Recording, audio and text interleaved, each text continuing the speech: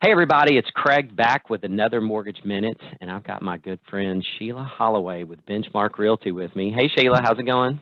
Good. How are you? It's doing, awesome. doing good. Now, listen, I would have put Sheila on the spot, and I'm just going to ask you a point blank question. Is it even worth trying to buy a home right now? I mean, is anybody going to get a house under contract? What are your thoughts Absolutely. on that, Sheila?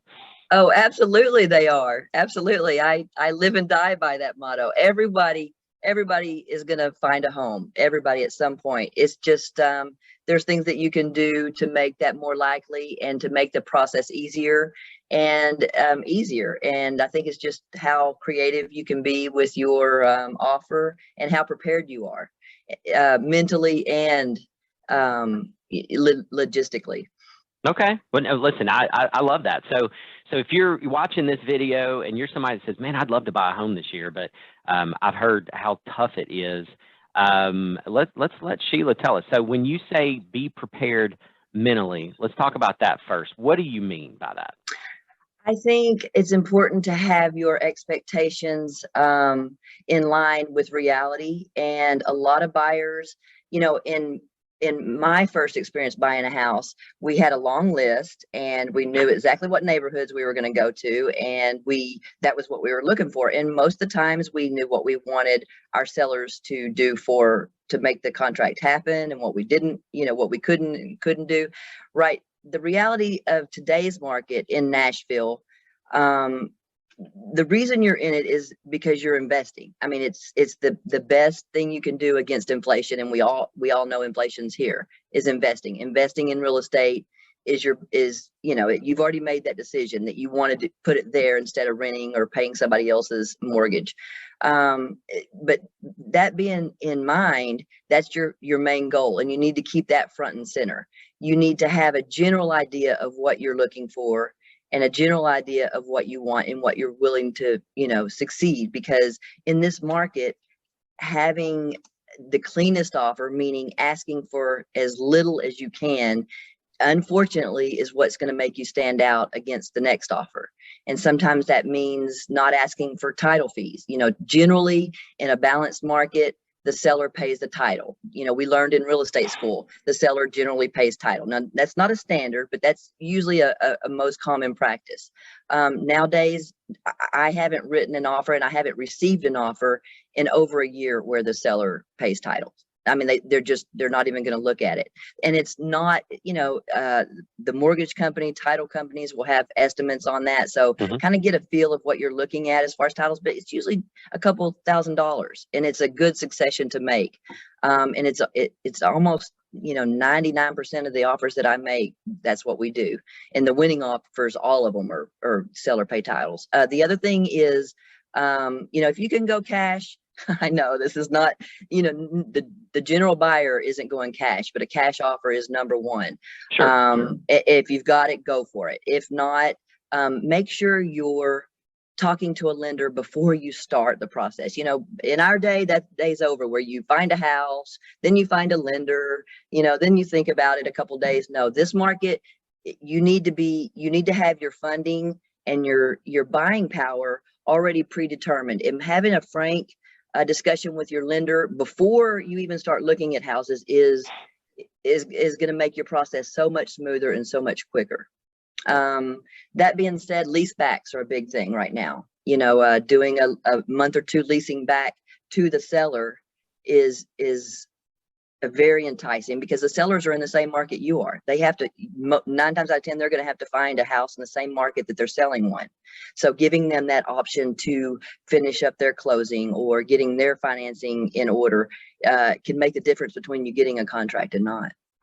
That, you know what, that is a really, really good point. Talking about the lease back specifically, if you're buying a home, and look, I know you're excited, I know you want to get into it, but if you're in a situation where you don't have to move out right away from your current place, that can make all the difference in the world with the seller. Absolutely. Because, here's the thing, if we had a crystal ball, buying a home would be real easy, right? Because we'd go, exactly what does the seller want? Let's just put that on paper and we're good to go. But that's not the way it works. So No. sometimes offering up a lease back, just saying you'd be willing to do that, I mean, heck, if you have the ability to do that, I might throw that in every offer. Like, hey, if this is something you're interested Right. in, I'm okay with doing that. Getting pre-approved, of course. I have conversations with people all the time that they're like, yeah, not sure if we want to buy right now, but if the perfect home comes up, we definitely want to get pre-approved. And I'm like, hey, listen, do what you want, right? Like, it's free country. You're right. But understand something. If that perfect home comes up and you're not approved, you are not buying that home, okay? Absolutely. That's going to be a perfect home for someone else, believe me. So, Mhm. and clean offer. I love that. Just talking about title insurance, like Sheila said, the cost of title insurance will vary based on the sales price and the loan amount. But that is one thing you can take off the table to say, hey, I tell you what, I'm not going to stick you, Mr. Mrs. Seller, with this cost. I'll pick that up myself. It's a mental thing, right? Like, a lot of times it is just a mental thing with the seller, that the cleaner the offer, they just feel like you are more likely to get to the closing table. And that's really the big issue, I think, with sellers right now is, hey, look, offer's great, but are we going to close, right? Like, I don't want to do this 6 different times. So that's awesome. So how do you coach buyers? When you're first meeting with them and talking to them, how do you coach them on the best way to put together a clean offer? Do you sit down and kind of explain to them what that means? I do, and first thing I try to do is find out where they're coming from, what their strengths are and what their needs are, and go from that. Because, in a perfect world, we could have everything we wanted in a deal, but most of the time, there's a few key factors that mean more to buyer A than buyer B, and I try to zero in on those. Say they have 50% down and cash isn't a big issue, but closing date is, or they have to be in this area. Right. So there's different factors, and I try to set their expectations according to what's important to them, because it's so easy when you get involved in home buying. It's an emotional transaction for the buyers and sellers, and my job is to take that out of it. I say, you get emotional about it, you feel warm and fuzzy about it. I need to know what your bottom lines are. What is the number one reason you're doing this? And if I have that driving me, then I can do the business part. I can put together the deal. I can get them what they need.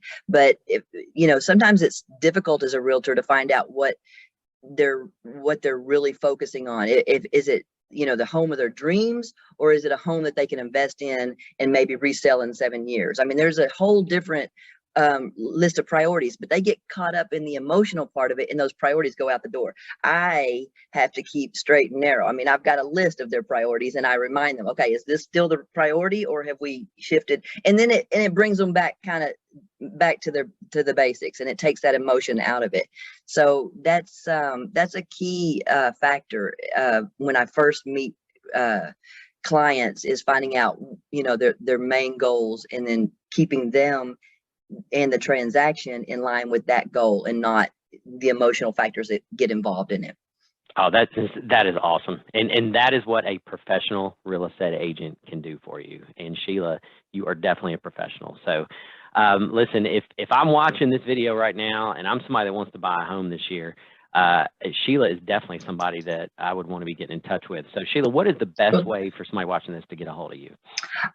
You can call me anytime, 7 days a week, 832-368-2641. That's my cell, my business, my home. If you need to talk to me, or you have any questions about anything, this is my job, this is my life, this is what I like to do. So that's just awesome. Reach out. Awesome. Very cool. Craig. Yeah, absolutely. So listen, if you're watching this and you need to get pre-approved, we'd love to help you with that. So you can give us a call at 615-498-5626. And Sheila, thank you for joining us. I appreciate you taking the time. Well, thank you for having me, Craig. As always, It's a pleasure. Awesome. Very cool. Well, thank you guys for watching, and everybody have a good day.